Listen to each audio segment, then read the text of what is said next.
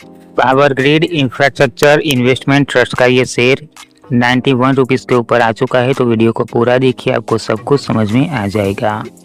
और किसी भी स्टॉक की कंप्लीट इन्फॉर्मेशन आपको चाहिए तो कमेंट में उस स्टॉक का नाम लिख दीजिए, मैं उस पर भी वीडियो बना दूंगा। 129 रुपीज़ के ऊपर 13 जून 2022 को आया था।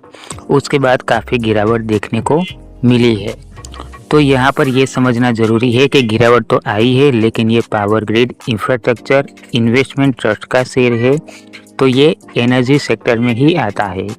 तो यहाँ पर ये समझना जरूरी है कि स्टॉक की प्राइस कम तो हो चुकी है, लेकिन यहाँ पर इन्वेस्ट अगर करना है तो वीडियो को पूरा देखिए, आपको सब कुछ समझ में आ जाएगा।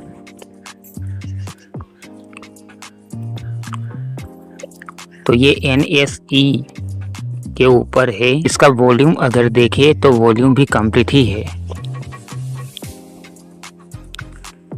फंडामेंटल को एनालाइज करें तो यहाँ पर market cap 8,300 crore market cap है, तो ये कंप्लीट पॉइंट है इसका। और यहाँ पर PE रेशियो 7.08, तो ये भी कंप्लीट। इस कंपनी के ऊपर थोड़ा सा डेप्थ है, लेकिन चलेगा। ROE 15%, ये भी कंप्लीट। और EPS 12 रुपये 90 पैसा, तो ये भी कंप्लीट ही है। लेकिन यहाँ पर ये पॉइंट को समझना ज़रूरी है, अगर लंबे समय तक होल्ड करके रखोगे तो भी यहाँ पर 13% का डिविडेंड मिलेगा ही। तो ये बात समझना ज़रूरी है कि अगर यहाँ पर इन्वेस्ट करोगे तो लॉस नहीं होगा, क्योंकि अगर शेयर की प्राइस कम हो भी गई तो यहाँ पर 13% का डिविडेंड हर साल मिलता ही रहेगा। तो ये कंप्लीट पॉइंट यहाँ पर आ जाता है। उसके बाद फेस वैल्यू 100, ये भी कंप्लीट। अगर फंडामेंटल को देखें तो ये फंडामेंटल एकदम कंप्लीट ही है इन्वेस्ट करने के लिए। तो इसका फाइनेंशियल को भी देखना ज़रूरी है। यहाँ पर देखिए काफ़ी अच्छा रेवेन्यू जनरेट किया है और कंपनी ने प्रॉफिट भी किया है, तो ये भी कंप्लीट हो चुका। अब यहाँ पर शेयर होल्डिंग पैटर्न को अगर देखें तो यहाँ पर देखिए यहाँ पर DII का भी इन्वेस्टमेंट है, FII का भी यहाँ पर इन्वेस्टमेंट है, और म्यूचुअल फंड का भी यहाँ पर इन्वेस्टमेंट है। अब 3 महीनों पहले यहाँ पर देखिए म्यूचुअल फंड का भी इन्वेस्टमेंट थोड़ा सा था और DII का भी था, लेकिन 3 महीनों के बाद अब देखिए म्यूचुअल फंड ने यहाँ पर 7% का इन्वेस्टमेंट किया है। तो ये स्टॉक आने वाले टाइम में अच्छा रिटर्न दे सकता है। इतना ही नहीं, यहाँ पर DII ने भी यहाँ पर 4% का इन्वेस्टमेंट किया है, और FII का देखें तो FII का भी यहाँ पर 17% का है, और रिटेल का यहाँ पर 55% का है। तो यहाँ पर देखा जाए तो ये स्टॉक आने वाले टाइम में अच्छा रिटर्न दे सकता है, क्योंकि म्यूचुअल फंड इसके अंदर इन्वेस्ट करेंगे तो काफ़ी अच्छा ही रिटर्न मिलेगा।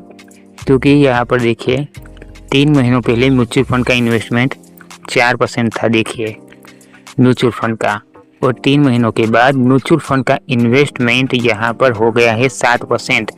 तो ये बहुत ही कंप्लीट पॉइंट है, यहाँ पर अच्छा रिटर्न मिलेगा ही, लेकिन वेट तो करना ही पड़ेगा इन्वेस्ट करने के बाद। अब यहाँ पर देख लीजिए डिविडेंड कितना मिलता है। 2022 में एक शेयर के ऊपर 10 रुपये का डिविडेंड मिला था, 2023 में 15 रुपये का डिविडेंड मिला था, उसके बाद 2024 में 12 रुपये का, और 2025 में भी 12 रुपये का। तो देखिए होल्ड करके रखोगे तो भी डिविडेंड तो मिलेगा ही। तो ये भी कंप्लीट ही पॉइंट है इसका, क्योंकि लंबे समय तक होल्ड करके रखोगे तो भी डिविडेंड मिलता ही रहेगा। इनके नॉन करंट एसेट्स को अगर देखें तो 2025 में 9,200 करोड़ नॉन करंट एसेट्स है। तो यहाँ पर शेयर होल्डिंग पैटर्न भी कंप्लीट है, फाइनेंशियल भी कंप्लीट है, फंडामेंटल भी कंप्लीट है, वॉल्यूम भी कंप्लीट। तो भले ही शेयर की प्राइस 130 रुपये से कम हो चुकी हो, लेकिन आने वाले टाइम में प्राइस बढ़ेगी, क्योंकि म्यूचुअल फंड और DII काफ़ी एक्सपर्ट होते हैं, उन्होंने भी यहाँ पर इन्वेस्टमेंट किया है। और यहाँ पर अगर शेयर की प्राइस 50 रुपये भी आ गई तो भी कोई प्रॉब्लम नहीं है, क्योंकि यहाँ पर डिविडेंड तो मिलेगा ही हर साल। तो ये डिविडेंड 13% का 12% का ऐसा मिलता है यहाँ पर। तो डिविडेंड तो मिलता ही रहेगा, तो ये स्टॉक इन्वेस्ट करने के लिए बेस्ट है। लेकिन इन्वेस्ट करना है तो अपने रिस्क पर कर सकते हैं। ये वीडियो एजुकेशन पर्पस के लिए है। जो सही इन्फॉर्मेशन थी वो मैंने आपको बताई है।